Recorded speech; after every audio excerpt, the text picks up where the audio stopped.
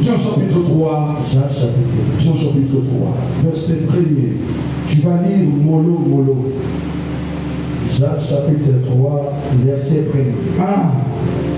Mais il y eut un homme d'entre les pharisiens, nommé Nicodème, un chef des Juifs, qui vint, lui, auprès de Jésus, de nuit et midi. Rabbi, nous savons que tu es un docteur venu de Dieu, car personne ne peut faire ces miracles que tu fais si Dieu n'est avec nous. Jésus lui répondit, en vérité, je te le dis, si un homme est né de nouveau, il ne peut voir le royaume de Dieu. Jésus lui répondit, en vérité, je te le dis, si un homme est né de nouveau, il ne peut voir le royaume de Dieu. Nicodème lui dit, comment un homme peut-il naître quand il est vieux? Peut-il rentrer dans les seins de sa mère et naître? Une bonne question. Jésus répondit, en vérité, je te explique. Si un homme est né d'eau et d'esprit, il ne peut entrer dans le royaume de Dieu. Ce qui est né de la chair est chair, et ce qui est né de l'esprit est esprit. 8. Verset 8. Le vent souffle où il veut, et tu en entends le bruit. Mais tu ne sais d'où il vient, ni où il va. Il en est ainsi de tout homme qui est né de l'esprit. Acclame le Seigneur pour cette bonne parole. Alléluia. Amen. La Bible dit, dans l'évangile selon Yohan, au 3e chapitre, à cette époque-là, les pharisiens, qui est un courant politico-religieux, mais est quand même croyé au monde spirituel. Ils croyaient à la résurrection, ils croyaient aussi à l'angelologie. Mais malgré qu'ils croyaient à toutes ces choses, ils s'opposaient farouchement à notre Seigneur. Mais au milieu d'eux, l'un d'eux s'appelait Nicodémos. Pour ne pas être sujet de scandale à ses collègues pharisiens, pendant les jours, il était avec eux. Amen, amen. Maintenant, il venait suivre le Seigneur la nuit. Alléluia. J'apprécie beaucoup le comportement de Nicodème. Il sait comment gérer les deux camps. C'était vraiment un bon diplomate. Vous êtes contre lui. Pendant les jours, il ne va pas s'afficher. Mais la nuit, il va aller le voir. Dès qu'il arrive, il dit, Seigneur, nous savons que tu es un docteur. Tu es venu de Dieu. Car nul ne peut opérer le miracle que tu opères si Dieu n'est avec lui. Alléluia. Amen. Et directement le Seigneur a dit la parole. Il dit en vérité, je te le dis. Si un homme est né de nouveau, il ne peut entrer dans le royaume de Dieu. Si je ne me trompe pas, le monsieur était dans le septantaine. Il avoisinait 80 à 85. Moi, un vieux comme ça, j'ai une barbe blanche. Alléluia. Amen. Mais dois-je encore retourner dans le sein de ma mère pour renaître encore? Maintenant, le Seigneur explique. Il dit, en vérité, si un homme n'est né d'eau et d'esprit, il ne peut voir le royaume de Dieu. Donc, par là, nous comprenons que naître de nouveau, c'est naître d'eau et naître de l'esprit. Alléluia. Amen. Alléluia. Amen. Donc, tout celui qui ne naît pas d'eau et de l'esprit, il ne verra pas le royaume. Amen, amen. Amen. Mais quand Christ vint sur la terre, il déménagea avec son royaume. Donc quand il marchait, c'était le royaume céleste qui marchait avec Christ sur la terre. C'est pourquoi il pouvait dire, mon royaume n'est pas de ce monde. Alléluia. Amen. Donc quand Christ marchait, le royaume l'accompagnait. Et ce royaume se faisait accompagner par des signes, par des prodiges, des guérisons, des résurrections et des miracles. Alléluia. Amen. Donc quand Christ dit, si quelqu'un n'est né de nouveau, il ne peut entrer dans le royaume, parce que sur la terre, nous vivons le royaume des cieux. Alléluia. Amen. Parce que Dieu a les patois célestes. Non, les paroles des anges, ce que les anges disent, leur parler, c'est ce que tu as. Alléluia. Amen. Le miracle t'accompagne. Donc c'est le ciel qui marche avec toi. Maintenant, pour vivre ces choses, il faut naître. Il faut être enfant de Dieu. Amen, amen. Amen, amen. Alléluia. Alléluia. Pour être bénéficiaire de la guérison, la guérison qui suit, le miracle, tu dois naître de nouveau. Parce que là, tu vas t'aligner dans la position d'un enfant. Qui est ce papa-là qui se réveille un bon matin? Il voit un petit gamin venir chez lui. Papa, je suis venu chercher ma part d'héritage. Non. Alléluia. Amen. Alléluia. Amen. Tu dois l'appartenir. Et pour l'appartenir, tu dois naître de lui. Naître d'eau. L'eau de la parole. Parce que la Bible dit, vous êtes sanctifiés par la parole. Alléluia. Amen. Tu dois naître d'eau et avoir le son de l'esprit. Alors seulement, tu deviens enfant de Dieu. Une fois, tu es né d'eau et de l'esprit. Ipso facto, tu es enfant de Dieu. Tu peux lever les mains. Dis mon Père, j'ai besoin de ceci. Il te le donne. Tu dis mon Père, je veux un mariage. Il te le donne.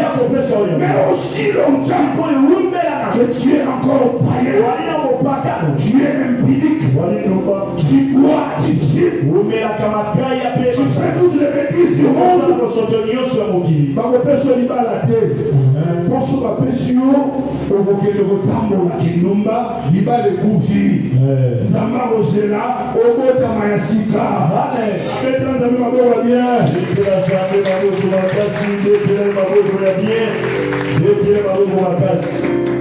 acclame bien avec mon nom ya bien avec mon nom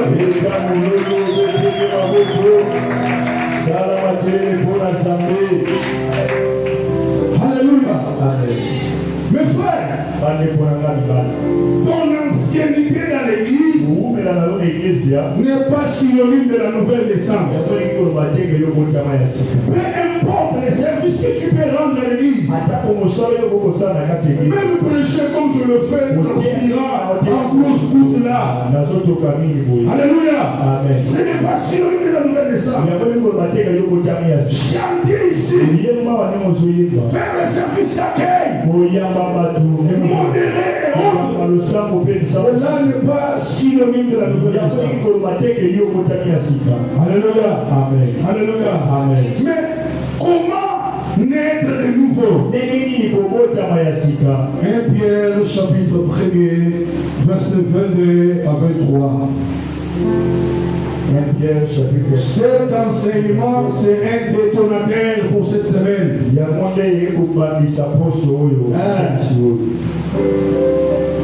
Pierre chapitre 1er, verset 22 à 23.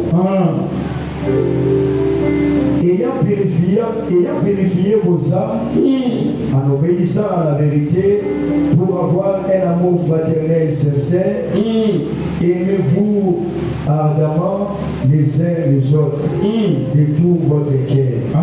Verset 23. Puisque vous avez été régénérés non par une sémence corruptible, mais par une sémence incorruptible, par la parole vivante et permanente de Dieu. Je prends le verset 23, frère Caleb. Mollo, tout doucement. Verset 23. Puisque vous avez été régénérés, non par une sémence corruptible, mais par une sémence incorruptible, par la parole vivante et permanente de Dieu. Alléluia. Amen. Ici, l'apôtre Pierre nous dit, puisque vous avez été régénérés, régénérés veut dire naître de nouveau. Amen, amen. Amen. Vous avez été régénérés par la sémence incorrectible. Non pas par la sémence corrective, mais par la sémence incorrectible. C'est quoi cette sémence incorrectible? La parole de Dieu. Alléluia. Alléluia. L'apôtre dit la parole de Dieu qui est vivante. Donc nous comprenons, pour naître de nouveau, nous avons besoin d'une sémence. La sémence, c'est la parole. Quand on parle de la parole, on ne fait pas allusion aux choses semblables. On ne fait pas allusion à la théologie, à la philosophie, aux sciences des hommes. Non, on ne fait pas allusion à ça. Amen, amen. Alléluia. On ne fait pas allusion aux histoires sans fin. Mais on fait allusion à la parole de Dieu. Amen, amen. Qui est une sémence incorrectible. L'apôtre dit, non pas par la sémence corrective, mais par la sémence incorrectible. Or, on ne peut pas parler de la sémence sans parler du géniteur. La sémence correctible a son géniteur. La sémence incorrectible aussi a son géniteur. Alléluia. Alléluia. Mais qui est le géniteur de la sémence corrective? Cette sémence qu'on peut enterrer, qui peut se perdre. Les géniteurs de la sémence corrective, c'est Adam. C'est l'humain. La Bible déclare, tu es poussière, tu retourneras à la poussière. Amen, amen. C'est pourquoi Adam est mort. On n'a pas parlé de sa résurrection. Alléluia. Mais la deuxième sémence, la sémence incorrective, son géniteur, il s'appelle aussi Adam. Mais le second Adam, alléluia. Le premier Adam, il était terrestre. Mais le deuxième Adam, ou le second Adam, il est céleste. Alléluia. C'est ainsi sa sémence est incorrectible. Raison pour laquelle on l'a mis dans la tombe comme tous les autres prophètes. Le premier jour, toujours dans la tombe. Le deuxième jour, dans la tombe. La troisième jour, il a défié la loi de la putréfaction. Il a ressuscité. Dans les morts, il s'appelle Jésus de Nazareth. Acclame Jésus.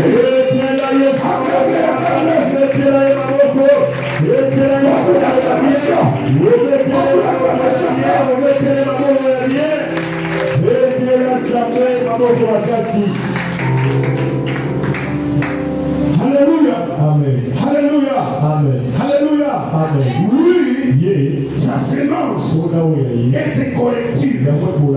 C'est-à-dire, on l'a mis dans la tombe et il est ressuscité. Il est vivant. Amen, amen. C'est cette sémence qui est la parole véritable qui te permet de naître, d'avoir la vie. Raison pour laquelle la Bible dit tu ne permettras pas à ton roi de voir la corruption. On ne parle pas de David. On ne parle pas de Salomon. On parle de celui qui avait toutes les onctions en lui. Là on parlait de Jésus de Nazareth. Il ne pouvait pas subir cette corruption. C'est aussi le troisième jour, il était ressuscité. Parce que lui, il est d'origine céleste. Amen, amen. Adam ne pouvait pas ressusciter. Il ne pouvait pas ressusciter parce qu'il est retourné d'où il était venu.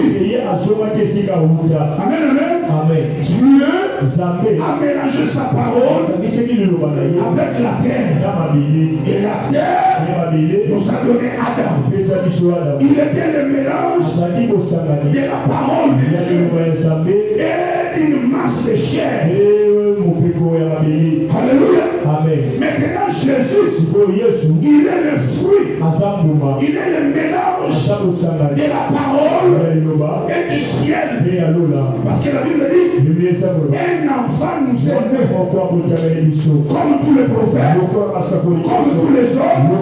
Il est tiré de la terre. Mais il dit un fils nous est donné. Il ne vient pas de la terre. Il vient d'en haut. Il vient d'en haut. Il vient d'en haut. C'est lui la parole. La parole véritable. La parole vivante. Qui fait en sorte que tu vois le jour.